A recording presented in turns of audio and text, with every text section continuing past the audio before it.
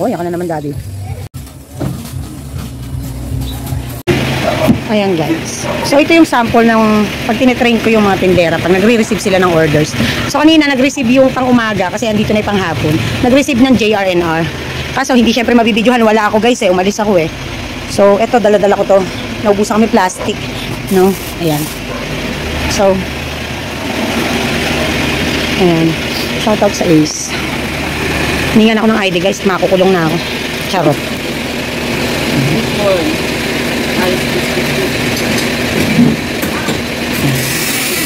Actually si Jai madaling maturuan. Si ano kasi ngarag eh. Yung pang umaga. Ayan dalon. Susundo pa ako estudyante. Okay na. May dadagdag. Kaya nagdagdag. Tingnan mo mabuti ano, Jai. May dinagdag. 480. Okay. Sunday choco. Asan yung Sunday choco ito? Okay. So bakit yan lang in order ko? Marami pa kaming ice cream guys. Kung maano nyo. Sir, pataas nga sir. Huwag nyo tusan pa yung ano. O diba? Punong-puno. Meron pa yan dito guys. O, ayun pa yung si Ace. O yan. Shoutout daw sa Ace Bulacan, Balagtas. Shoutout sa asawa ko. Ayan, pera. Luko to ah. Ayan. Ito problema natin kung paano natin ngayon yan ano. Babayaran ko muna. Okay. Thank you. Ay, ID. Hi guys, Mami Park is here. And in today's video ay magsha-shoutout tayo at tayo ay sasagot ng ating mga viewers and subscribers. Patayin natin yung electric fan. Mainit kasi guys, kaya lang maingay, no? And today din ay ibibigay ko na ang tanong for 10 na mananalo ng 50 GCash, worth of GCash. Kung over po kayo ng mga sasagot ng over kayo sa 10 participants, ay magbubunot po tayo. But if hindi naman, eh syempre, matik, panalo na yung mga sasagot dyan sa baba. Again, ang mechanics po ng ating sagot sa tanong ay magko-comment muna kayo kung anong masasabi nyo sa ating pinag-usapan for today's video and then yung inyong sagot. Huwag nyo pong paghihiwa-hiwalayin, okay? So, since isa lang naman ito, imposible nyo nang papaghiwalay pa, no? Isang comment lang, okay? Okay na yon. Okay, but syempre, yung lapi ko po kasi nandito, binago po kasi ang forma ng opisina. So, nandito po ang lapi ko, hindi na po nandito. At hindi ko naman magamit yung ating cellphone na extra kasi nakatutok naman po ako sa harap kasi ando naman ang tindera natin. So, syempre, kailangan naka-monitor pa rin tayo, no? Okay, so today, ang ating tindera na panggabi ay nag-straight, no? Nung nakaraan, ang nag-straight ay yung ating pang-araw dahil day off ang ating panggabi. So, ngayon naman ay day off ng ating pang-araw na si May. Kaya si Ate Joy naman na panggabi ang mag-i-straight ngayon. At sahod din niya ngayon. So mas minarapat ko na sumahod sila sa araw ng kanilang straight or sa araw ng last day nila before sila mag-day off. Para kapag ka nag-day off sila, may pera sila, diba? So weekly po kasi ang sahod ng ating dalawang tindera. In this sistema ng ginawa namin ng Daddy, pinagdesisyonan ko, mas magaan, mas maayos, mas organized, tahimik. Walang mami na bubunga-bunga nga. Napakalayo na nung malayo ako doon sa dati na ano, dahil siguro hindi ako masyadong nai-stress when it comes to employee ngayon dahil mabilis silang makaka-catch up compare sa mga nakaraan ko. Of course, kung pag-uusapan naman natin ay kung itatapat sila kay Angie, wala naman talagang tatapat sa galing ni Angie. Totoo yan. In that part talaga, hindi ako kukontra. Kaya lang kasi, alam nyo naman na tayo, hindi lamang sa galing sa trabaho, kundi yung honesty at syempre, yung respeto sa ating mga boss. Yun ang dapat na ating kinoconsider, no? So, okay lang makipagkwentuhan, pero hindi yung to the point na parang binarkada na lang. Wala na yung paggalang, no? Wala na yung ano. Tsaka kapag nagtatanong, interrogation yun. Pag in-interrogate kayo, kasi may gustong linawin ng mga bosses, no? Sa mga empleyado. Huwag may kasasama ng loob yun, no? Yun ay natural na nangyayari kapag kayo ay employed, no? Hindi nyo po pwedeng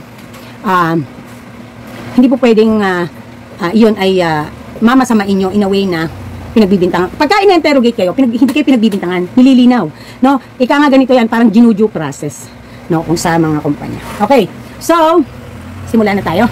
Okay. So, when was the last time na nag-vlog ako? Last Saturday pa yata. Today is Wednesday na po, no? So, ilang araw din. Monday po kasi, nagpunta po ako ng Lumina. So, may inasikaso po ako sa Lumina Plaridel, Maine, no? Yung hindi po pala main, yung may hawak po ng Lumina Pandi Phase 5, Lumina Pandi, kundi sa Plaridel po. Ang main po kasi ay sa Malolos. So sorry po sa ingay ng konti, paminsan-minsan lang po yan. Gawa po kasi nang nagpapagawa ang ating katapat na karinderya ng kanyang bakod. Okay? Ayan. So napunta nga ako and I've been so busy this past few days, syempre, mas priority natin ang hanap buhay kaysa sa vlogging, sa totoo lang. But because na-miss ko kayo, no? At baka sabihin nyo naman scam ako. Hanggang ngayon wala pang question ng 50 load. 50 load ako ng 50 load, 50 Gcash. Handito na po, no? So, I am going to ask that in the middle or before na magtapos ang ating video. Okay, so shout out to, zoom in ko lang, Joey's Atulan 2900. Sabi niya, good luck Mami Park.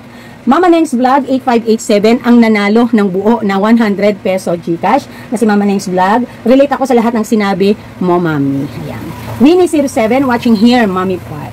User-QP5ZR5ZL7W.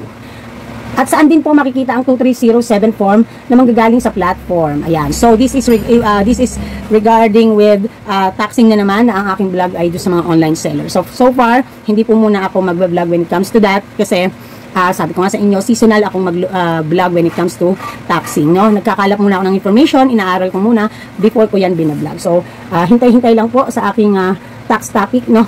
Specifically sa ating mga online sellers. Okay. Ellen Pilar, hi Mami Park, always watching you po. Love you po. Thanks po sa lahat ng sharing. Anyways nga pala guys, kapag nasagot nyo na po ang inyong at napili po kayo ng sa mga magdaraang vlog ko, i-announce ko po yan kung mapipili po kayo na nanalo sa ating 50 pesos Gcash. I-screenshot nyo po ang inyong comment, babalikan nyo po yung comment nyo kung saan kayo nagtanong, nagsagot, malamang sa vlog na ito dahil nandito yung tanong. I-screenshot nyo po kasama yung aking kinoment na congratulations.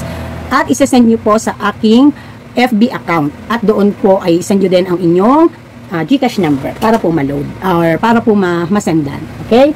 Thank you Ma'am Ellen Pilar. Grace De Los Santos 918. Sabi niya, Mami Park, suggestion po sa inyo, yung mga deliveries na re-receive po ng tindera ninyo, random, check nyo din po. Kasi, nangyari po sa akin, dahil tiwala po ako sa tao ko na chinecheck niyang mabuti, ang mga deliveries, nalaman ko, hindi niya ginagawa ang tama na pagre-receive ng deliveries. Kaya mula noon, lagi akong random check sa mga deliveries. Ito naman po. Kaya po hindi ko yan sinama sa mga charge to experience. Kasi po, actually, bukod sa nakakalimutan ko, napagtagumpayan ko na yan. At saka ever since naman po kasi talaga, when it comes to receiving deliveries, mahigpit po ako. From si Maya and si Anna, from Anna to Judy, from Angie, no? Lahat sila, isa lang ang sistema ko when it comes to training them or turuan sila how to receive an items or deliveries. Even si Kier po na aking anak, kung paano ko po siya tinuturuan na mag-receive ng items. One time kasi, hindi lang one time nangyari. Si Ate Ana, nangyari sa kanya na 7 piraso na nga lang yata o 10 pirasong balot ng lemon square ang kanyang ni-receive. No? So, minsan po kasi, yung mga nire-receive nila, bago ko po maharap, minsan umaabot muna ng kinabukasan or kaya naman, ni-receive today, mamayang gabi ko pa mahaharap. Okay. So, kapag po hinarap ko yan, ipapahila ko lahat ng items kasi ako ang magpa-pricing yan at ako ang mag-check niyan sa resibo dahil chinecheck ko din kung tumaas na ba ang presyo or bumaba. Okay. So, si Ate Ana, alam ko talaga wala pa siya sa 10 packs ng Lemon Square products. May nawawala na 2 items. So, imagine 2 yung items na hinahanap ko na wala. So, kaya naman, tinanong ko siya, Ate Ana, nagbenta na ba kayo? Ginalaw nyo ba ang delivery na ito? Kasi kapag hindi pa po dumadaan sa akin ang mga deliveries, hindi po nila po pwedeng bawasan. Hindi po sila pwedeng magbenta unless with my consent, nandito ako. No? Okay lang yon. Kasi at least tanda ko na nagbawas kami sa deliveries habang hindi ko pa na-check. Okay. So, nung chinek ko na, nawawala ang 2 packs. So, sabi niya, Mami, kasi may bumibili. Tapos, yung ahente daw, ganito, ganyan, mabilis, ganyan, hindi na raw niya napansin. Sabi ko, no, kasalanan mo yan. Hindi yan kasalanan ng ahente. Kasi, unang-una, napakaunti ng items na nire-receive mo. Pangalawa, bago yan i-go, kailangan na-go mo na rin na na-check mo yan. So, imposible iyan na pagkakamali ng ahente. So, ako hindi talaga ako na kumakampi sa tindera, hindi rin ako kumakampi sa ahente. Doon ako sa tama. So, sabi ko, ang tagal-tagal mo na dito, wala pang 10 pirasong Lemon Square pack ang iyong check, nagkakamali ka pa. Hindi ba pinaka-importante na lagi kong sinasabi, mabibilis ang mga ahente. Kayo ang pipigil sa kanila bago mag-go ang items at bago nyo bayaran at pirmahan kasi kayo ang pipigil muna kung may kulang sa items. So, sabi ko, pag iyan ay hindi natin nabawi, kakaltas ko yan sa sahod mo. So, good thing na lang nabawi. No? Ilang weeks pa Tapos nag-resign yung nagbaba ng items. Yun ang masaklap doon. Munti ka na talaga. So, kaya naman, kinaltas ko muna nung una. Tapos, binalik ko na lang kay Ate Ana yung kinaltas ko sa kanya. Gawa nga kasi ng matagal bago dumating yung kapalit na nawawalang items. Kay Ate Ana ulit natapat ang nawawala.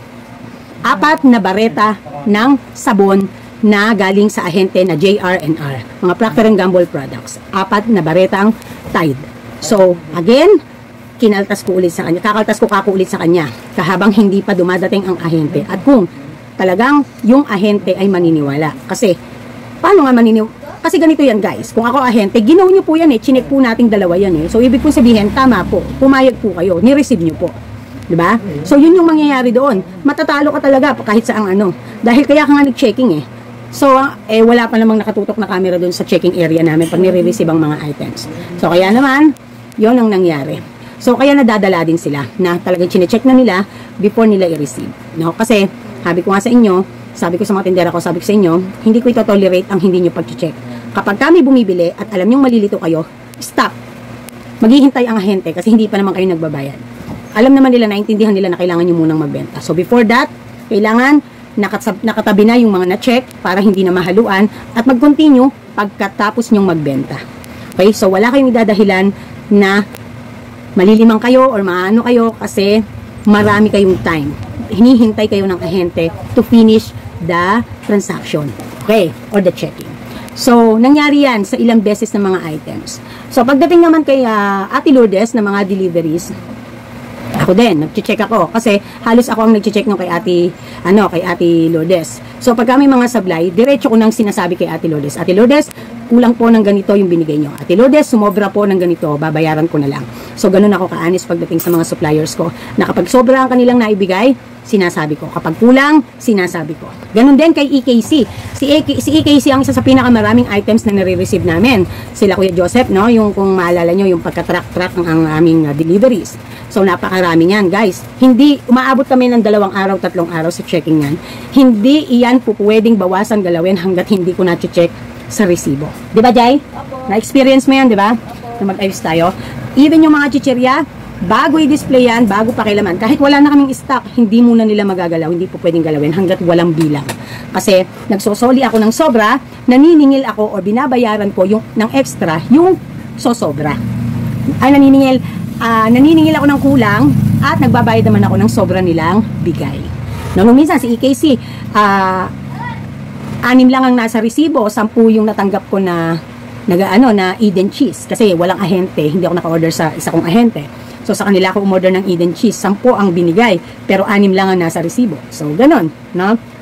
So, talagang inaano ko sila. As well as, ganun din, itong mga bago kong empleyado. Yan ang ini-implement ko. Si Jai, ang kain namin kay Jai, magaling din, matinik din pagdating sa mga ganyan, at saka sa marunong, no? Sa marunong. Si May, ang medyo nahihirapan ako when it comes to May, is yung pagka-memorize ng kanyang mga pricing or kung paano niya didiskartihan na alam niya ang mga pricing. Kasi guys, ayoko na yung dadating ako dun sa punto na yung oras ng pahinga ko, di ba po, pang hanggang straight ako minsan, mula umaga hanggang mag-closing. Ang ayoko kasi dun sa part na, gigisingin ako nila, si Daddy po kasi nagjo-duty na eh. So, si Daddy, combine ng si May na pang-araw na ating empleyado, so pareha sila na hindi masyadong maalam sa pricing. So, ilang beses sinasabi ko, gumawa kayo ng paraan para malaman nyo ang price. So, paano? So, kapag may kinalas kayo, lagyan nyo na ng presyo sa likod. Kasi kinalas nyo na yun, pang retail nyo na yun. Walang problema doon kung iyon ay may presyo. Dahil kung nakapak naman, para pang wholesale, halimbawa mga biscuits, mga cakes, mga mamon, may presyo po yan sa likod kapag isang pack, kasi wholesale. So, kung magkakalas kayo, lagyan na ng presyo sa likod, nang naaalala, or nang hindi na ako kailangan gisingin pa, sa oras ng tulog ko pa, para lang tanungin ang presyo. Kasi, gusto kong maintindihan ni Daddy, ng mga empleyado ko, it's too unfair to me, na trabaho nila yon, gigisingin ako, istorbohin ako para sa isang pirasong biskwit na hindi nila mapagdesisyonan kung magkano ba presyo. Yan ay tinetrain ko sa kanila araw-araw kung magkano. Sinasabi ko, hindi ka pa ba nakapagbenta ng ganyan at hindi mo alam, no? So doon lang medyo nahihirapan si May, but the rest naman, ngarag siya, totoo sa totoo lang. Kasi nito po mga nakaraan, lalo po nung Friday, sabay-sabay po ang ahente namin, 6 ang aming naging ahente. Tama po ba kung 6? 6 po ang aming naging ahente last Friday, last week. Sabay-sabay po yun. Tapos, ang dami pa. Nung una, Webis pa lang, meron na. Yung aming Nestle products, ang dami. Nasa worth of almost 17,000 yan, no? 50 pesos na lang para sa 17,000 eh. Ang dami ng mga inanong items. Kasi yung mga ties, chinecheck pa yan, kung talagang kumpleto ng ties. Kasi si Nestle, may offer po yan na half tie, may offer yan na one tie. So, kaya kailangan chinecheck. So, ngarag talaga siya. Tapos, kinabukasan naman, ilan ang mga dumating. Dumating pa ang URC, no? Sa checking lang ng mga chichirya, ng mga Jack and Jill products, no? Ang dami. So, kaya, nangarag siya talaga. Sabi ko, maganda yan kasi ma-encounter mo lahat ng mga ahente natin and you know how i-receive yan at kung paano ang checking. Hindi ako pumapayag nang hindi yan iniisa-isa.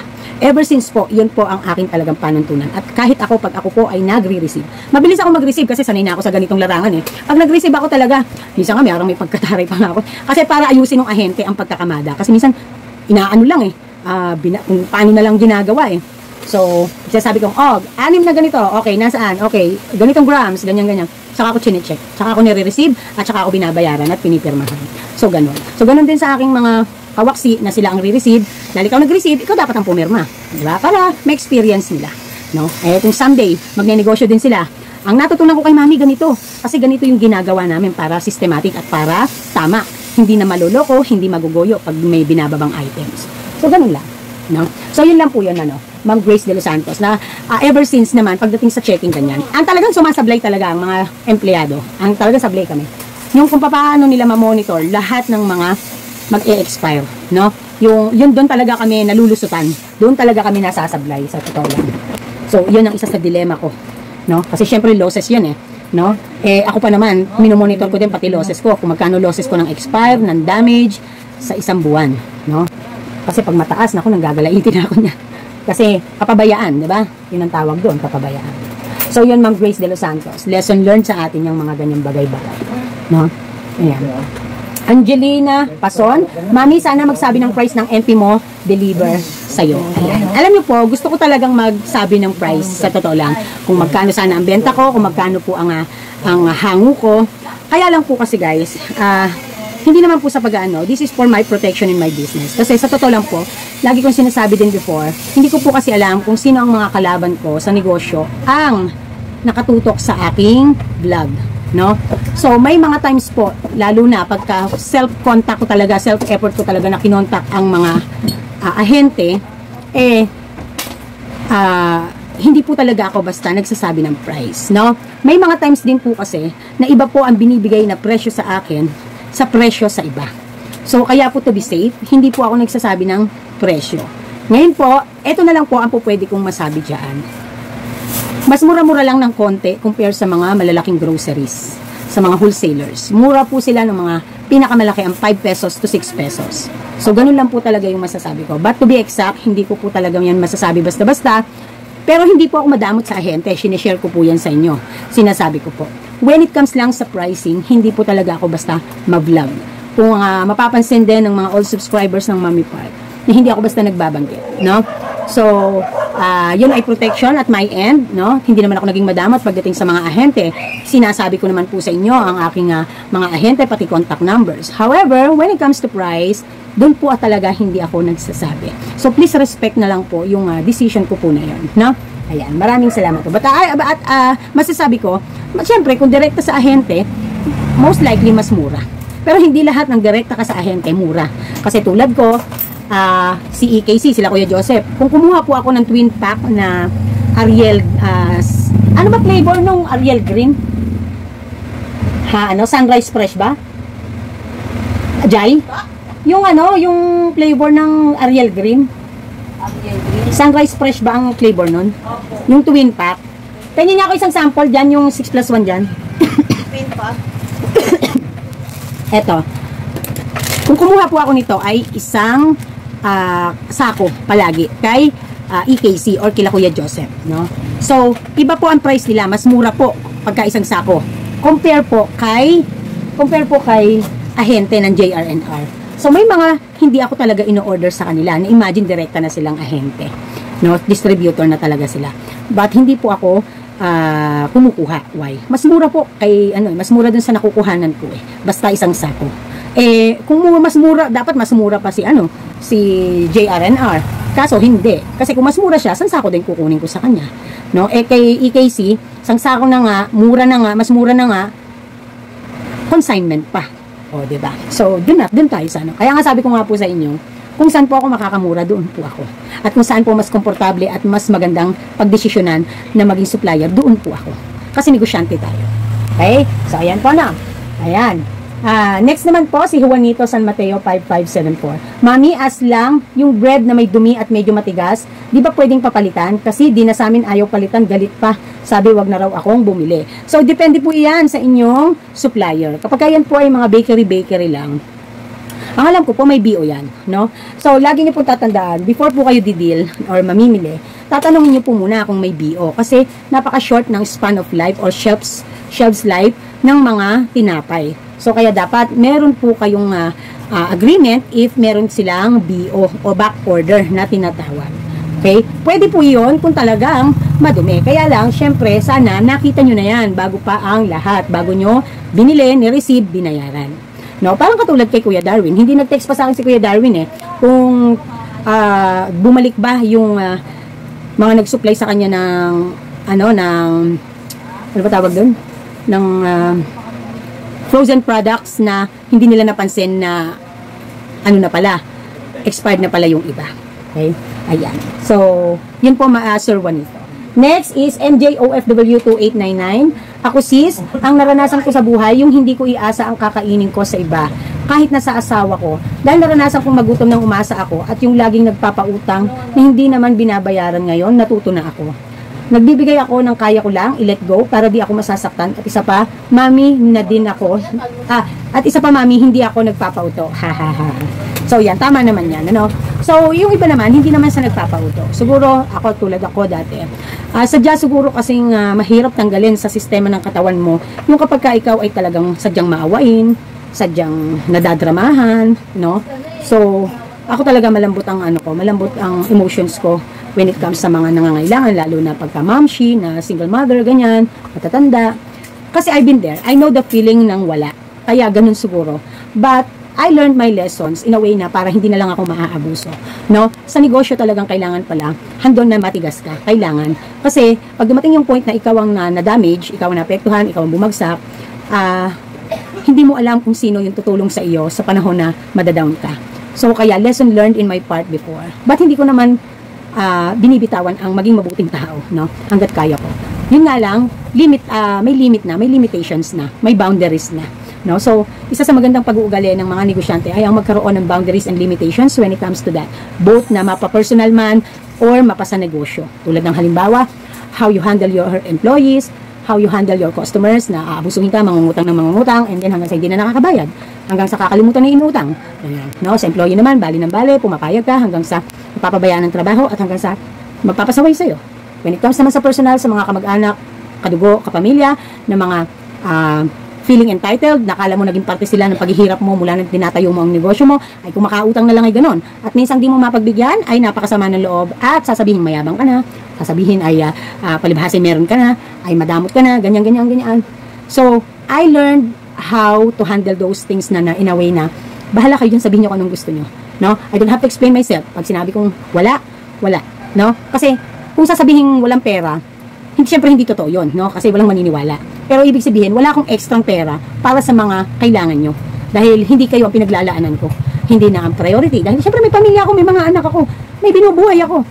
Alam nyo guys, sasabihin ko sa inyo ngayon, ako ang may hawak ng pamilya ngayon. Ako ang nagtataguyod ng pamilya ngayon. At alam nyo naman yan, mula nung naging bread and butter ang tindahan. Dahil ito na ang aming naasahan. At ako ang utak ng hanap buhay. No? Si daddy ay aking katuwang. Diba? So, but majority of the decision pa rin ay halos nasa akin. Dahil ako ang Tagalog, ako ang Pilipino, ako ang nakikipag-communicate and nakikipag-deal. Okay? So, yon. And next would be Ricky Añuevo. Napakahalaga na hands-on sa negosyo. God bless. Yes, I would agree. No? Kaya naman talagang ito na ang ating ginagawa. So, talagang nagmamature na tayo when it comes to this. Minsan hindi ko akalain dadating ako sa punto na talagang marami din akong natutunan, no? Na mga lesson na sa totoo lang ay ibang mga negosyante hindi naman ginagawa ko. And sa mistakes, and I admit that. Di tayo perfect, no? But dahil kasama ko kayo sa aking journey, syempre pare-parehas din nating matutunan at maging lesson, no? Okay, Darwin TV 26. Inaabangan ko ang pagbabalik nila. Hindi ko pa natetext si Kuya Dar kung bumalik ba yung nag-deliver sa kanya ng mga frozen products, no? So, si Darwin TV 26, no? Siya po ay ating kasamahan sa YouTube. Sari-sari store owner din po, XOFW from San Jose del Monte. Hello, Kuya Darwin. Shout out sa ating mga ka-team, mga team SF, mga kasamahan sa Shout out to, hindi ko napapansin ngayon si si Mama Lornzy, OFW of Kuwait, no? Ang alam ko, parang may pinagdadaanan siya. Alam ko, namatayan siya. Hindi ko lang maalala kung kailan siya. Basta nakikita ko lang sa hindi naman ako basta nakikipag-communicate pa sa kanya. But it doesn't mean na hindi ko siya iniisip, no? Mama Lornzy, sana kung nanonood ka, shout out to you, no? Okay, ayan. So, sa question naman natin ngayon na, grabe, no? Wala tayong cut, sunod-sunod. Sa question naman natin for 50 pesos GCash na ating ipadadala sa ating 10 mananalo. Ito po ang tanong. Bago po natin bago po tayo magtanong ma-shoutout ko nga po pala si Sir Pablo. Alam niyo po guys, marami na rin sa buong buhay ko, yung mga instances na meron akong mga subscribers na nag-PPM pa talaga sila sa akin at mga friends before na to ask me na hatulan kung ano ang magandang negosyo, kung anong gagawin nila sa kanilang properties, ganyan. Grabe, nalulula ako sa mga properties nila, literal, no? Talagang parang lang tayo, parang langaw lang tayo sa kanila. Pero alam nyo, napaka-humble nila. Napakasarap nung PPM ka, kausapin ka, tatawagan ka, Mami, anong sa tingin mo ang maganda rito? Anong sa tingin mo sa palagay mo ang rito? Nakatutuwa lang, natatouch lang ako, no? Kung malapit na lang ako sa inyo, why not? Dalawin ko talaga kayo, no? Yung iba talaga nag-o-offer pa na at their expense, talagang papupuntahin ako sa lugar nila just to check kung ano ang aking magiging palagay at ano ang magandang business plan, ano ang may offer ko na business plan, no? With talent fee pa. Kaya lang kasi mas busy lang ako talaga, sa totoo lang, So, pwede naman yon sa totoo lang. Kung kayo, may mga kayo at tiwala kayo sa Mami Park, pwede naman yon. Kaya lang gastos nyo, guys. Maawa kayo sa akin, walang libre. Hindi ko kayang pumunta sa mga lugar nyo na nagagastos ako, sa sasakyan pa ako na, no? At kung gusto niyo humingi ng advices at makita ko nga, pwede ko kayong bigyan ng business proposal or business plans. Pwede naman po yan. So, maraming salamat po. No, Sir Pab, thank you. Sa kay Ma'am Maylin, no, Marlin ba? Maylin. Nag-PM din siya sa akin, no? Tinatanong nga niya yung address ko, dahil nga padadalan daw niya ako ng Kaping Barako from Batangas. Sabi ko, nasa na kaya? Pero hindi ko sinabi pa yung pangalan ko, address lang sinabi ko napagkwentuhan kasi namin yung mga personal niya na pinagdadaanan, at ang epekto ng pagsasari-sari store niya ngayon with her 90 SQM na parking lot lang, pero ngayon ay tindahan niya na, no? So napakaraming awaiting moment and awaiting excitement and challenges ang haharapin ni Ma'am kasi to put up a business like that, no? Especially 90 SQM ang iyong space, ang iyong store ay talagang marami ka talagang maiisip na idea. It's a fun learning experiences, no? Kasi ako na-experience ko rin. Although hindi man 90 SQM, heto lang halos mamamatay na ako sa hirap, no? So yun, so God bless you, guys. God bless you po sa mga nag-PM kay Mami Park. Nire-reach out ako para lang nakakatuwa lang, nakaka-touch, no? So yun. So para sa tanong, heto na. Gaano katagal ang trial and error stage ng small business? Sa sari-sari store, gaano naman kabilis? Okay? Ito po ang tanong. Gaano katagal ang trial and error stage ng small business? Sa sari-sari store, gaano naman kabilis? So, comment down below, no, kung anong masasabi mo sa ating video for today and ang inyong answer sa ating tanong. Gaano katagal ang trial and error stage ng small business? Sa sari-sari store, gaano naman kabilis? So, this is Mami Park and this is Team Park. Bye! Mwah.